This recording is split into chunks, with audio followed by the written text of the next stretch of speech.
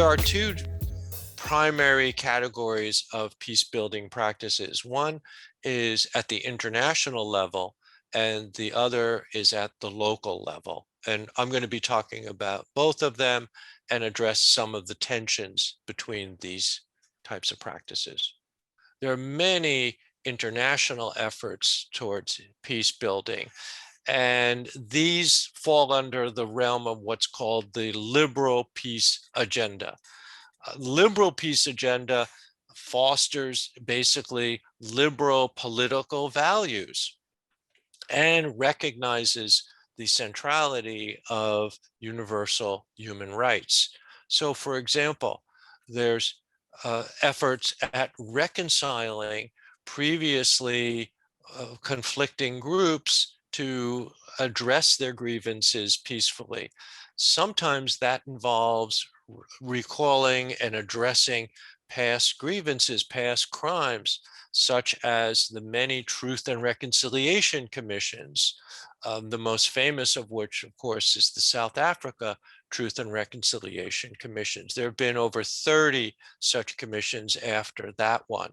Another kind of practice at the international level is the prosecution of perpetrators of mass violence by, for example, the International Criminal Court.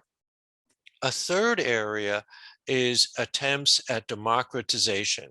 That is to promote in the country a political system of governments that is based on civilian rule. This includes election reform and election monitoring. A fourth area of peace building centers on the need to foster human security, which is more than the safety of individuals, the physical safety. It includes addressing the basic human needs for survival, such as programs for poverty relief, for healthcare access, for education for all, and especially to promote education and the needs for women. A fifth area of peace building is called interactive conflict resolution. And this is where representatives from the conflict groups gather together and engage in facilitated dialogue to address their grievances and ideally come to some agreement that forestalls future acts of violence. So those are the international kinds of practices.